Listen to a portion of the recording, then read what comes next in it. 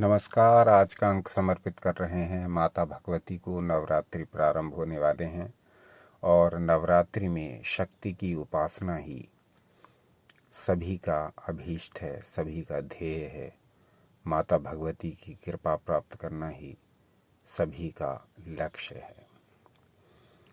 तो बिना शक्ति के हम एक क्षण भी जीवित नहीं रह सकते। चाहे हम योग करते हों, चाहे हम ध्यान करते हों, चाहे प्राणायाम करते हों अथवा उपासना करते हों, किसी भी साधना का उद्देश्य शक्ति की प्राप्ति होता है। हमारा चैनल आपको निरंतर इस प्रकार के वीडियोस देता आ रहा है जिसमें हम अपने जीवन को शक्तिशाली किस प्रकार बनाएं, इस पर निरंतर मंथन होता रहता है।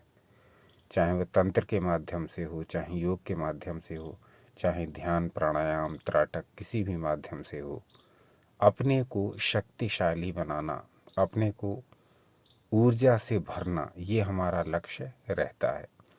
क्योंकि यदि हमारे पास शक्ति है, यदि हमारे पास ऊर्जा है, यदि हमारे पास परमात्मा की कृपा है, तो निश्चित ही हमारा ये पूरा जीवन सफल होगा।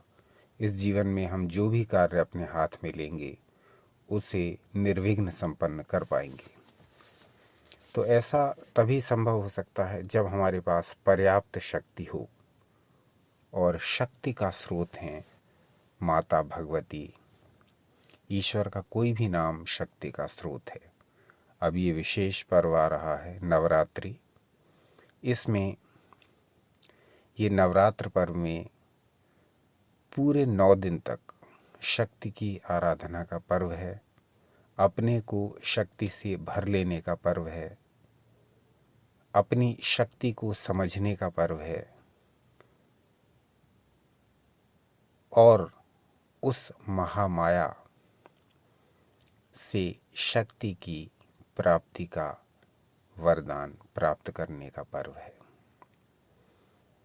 9 दिनों तक उपवास इसलिए रखा जाता है कि हम अपनी जो हमारे मन के और हमारे शरीर के विकार हैं उनको इन 9 दिनों में रिलीज़ कर दें, बाहर कर दें, और इन 9 दिनों में अपना कायाकल्प करें। इन 9 दिनों में अपने को नवीन ऊर्जा से भर दें। प्रत्येक संधि काल में, प्रत्येक ऋतु के संधि काल में ये नवरात्र का पर्व आता है। जब शीतकाल से ग्रीष्म काल आने को होता है तब ये 9 दिनों का पर्व, और जब ग्रीष्म काल से शीतकाल आने वाला होता है तब भी ये 9 दिनों का पर्व। ऋषियों ने ये व्यवस्था इसलिए की कि एक ऋतु से दूसरी ऋतु में जाते समय हम अपने शरीर का प्योरिफिकेशन करें, मन का शोधन करें, जिससे कि हमारा शरीर, हमारा मन नई ऋतु के लिए तैयार हो जाए और हम निरोगी पूरे वर्ष भर रह सकें। तो शक्ति आराधना अपने आप में बड़ी रहस्यमय है, बड़ी गूढ़ है, और योग जो विषय है वो भी बिना शक्ति के, बिना शक्ति का स्मरण किए, बिना शक्ति की आराधना किए योगी भी नहीं हुआ जा सकता। तो ऐसी है शक्ति की महिमा, ऐसी है शक्ति की कृपा, ऐसा है शक्ति का विस्तार। तो शक्ति या एनर्जी क्या है? शक्ति या एनर्जी हमारी एक एक कोशिका में व्याप्त है, एक एक सेल में समाई हुई है। यदि ये ऊर्जा, ये शक्ति निकल जाए तो हम मृत हैं, हम निष्प्राण हैं, हम बेकार हैं। तो शक्ति की आराधना कई प्रकार से की जाती है। बहुत सारे प्रयोग हैं, बहुत सारे यंत्र मंत्र तंत्र हैं। धीरे धीरे करके एक एक विषय को विस्तार से लेंगे आपके समक्ष, और यदि अपने कमेंट्स में आपने उत्साहवर्धन किया तो शक्ति आराधना पर भी वीडियोस बनाएंगे। फिलहाल रावण संहिता पर, जैसा हमने पहले कहा था, सीरीज़ बनाने का काम चल रहा है। अब इसी बीच में चूंकि नवरात्रि का पर्व आ गया है, माता शक्ति की आराधना के दिन आ गए हैं, इसलिए हम ऐसी सामग्री भी आपके समक्ष प्रस्तुत करेंगे जो विभिन्न ग्रंथों में महामाया की आराधना,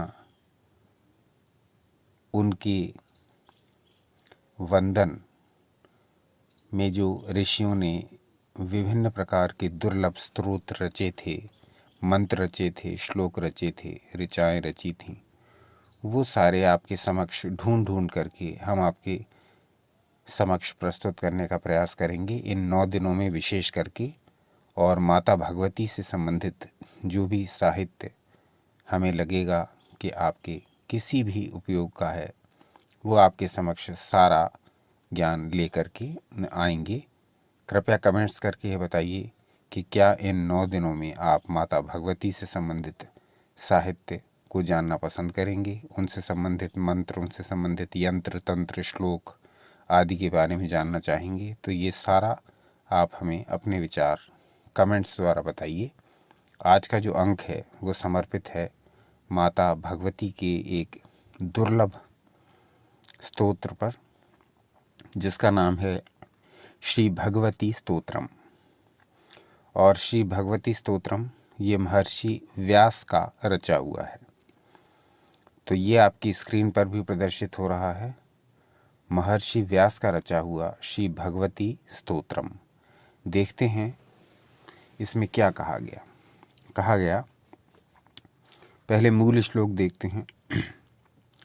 जय भगवती देवी नमो वरदे, जय पाप विनाशिनी बहुफल दे, जय शुंभ निशुंभ कपाल धरे, प्रणमामि तो देवी नरार्ते हरे, जय चंद्र दिवाकर नेत्र धरे, जय पावक भूषित वक्त्रवरे, जय भैरव देह निलीन परे, जय अंधक दैत्य विशोष करे, जय महिष विमर्दिनी शूल करे, जय लोक समस्तक पाप हरे, जय देवी पितामह विष्णुनते, जय भास्कर शक्र शिरोवनते, जय षण्मुख सायुध ईशनुते, जय सागर गामिनी शंभुनुते, जय दुख दरिद्र विनाश करे, जय पुत्र कलत्र विवृद्धि करे, जय देवी समस्त शरीर धरे, जय नाक विदर्शिनी दुख हरे, जय व्याधि विनाशिनी मोक्ष करे, जय वांछित दायिनी सिद्धि वरे।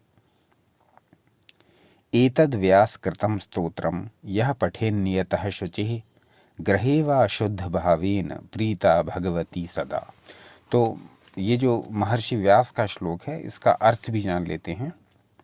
यदि इस श्लोक को हम नित्य पढ़ते हैं, ये ध्यान रखिए, यदि हम इन 9 दिनों में विशेष तौर से, वैसे तो आपको इसको नित्य प्रति पढ़ना चाहिए, पर इन 9 दिनों से प्रारंभ कर सकते हैं, नवरात्र के प्रारंभ से ही इसको पढ़ना प्रारंभ कर सकते हैं। तो ये यदि डेली पढ़ते हैं तो ये मनोवांछित फल देने वाला स्तोत्र कहा गया है, व्याधियों को नष्ट करने वाला कहा गया है, दुखों को हरने वाला कहा गया है, और प्रत्येक प्रकार की धन संपदा को देने वाला कहा गया है। तो आपकी स्क्रीन पर प्रदर्शित है, इसी नवरात्रि से ही इसका पाठ प्रारंभ कर सकते हैं और इसको नित्य प्रति करिए। माता भगवती अवश्य ही प्रसन्न होकर के आपके ऊपर समस्त प्रकार के सुखों की वर्षा करेंगी। तो इसका जो अर्थ है वो समझ लेते हैं। कहा गया, हे वरदायिनी देवी, हे भगवती तुम्हारी जय हो।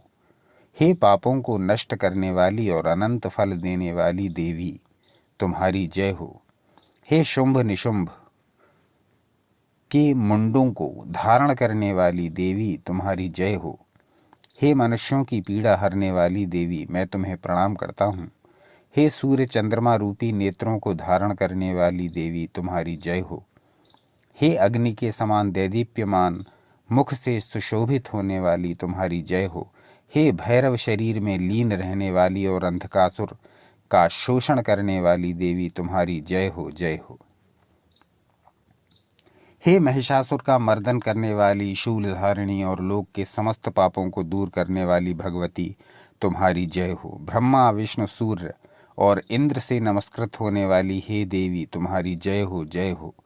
सशस्त्र शंकर और कार्तिकेय जी के द्वारा वंदित होने वाली देवी तुम्हारी जय हो, जय हो।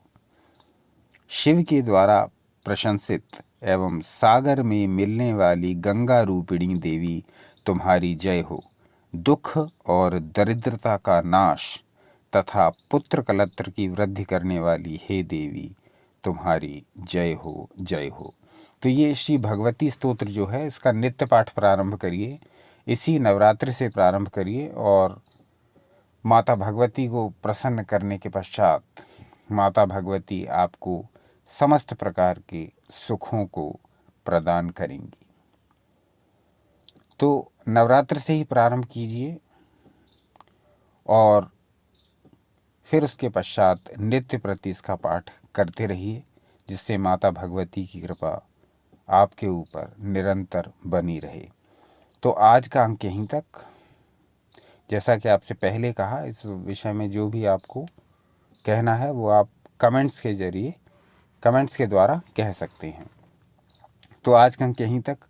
अभी रावण संहिता पर कार्य चल रहा है, शीघ्र ही उसके वीडियोज़ आपके समक्ष उपस्थित होंगे। उसमें भी हम अधिक से अधिक यंत्रों को और मंत्रों को देने का प्रयास करेंगे और विशेष तौर से उन पर अधिक ध्यान देंगे जो माता भगवती से संबंधित हैं, क्योंकि नवरात्र प्रारंभ होने वाले हैं। तो एक बार फिर से आप सभी को नवरात्रि की हार्दिक शुभकामनाएं।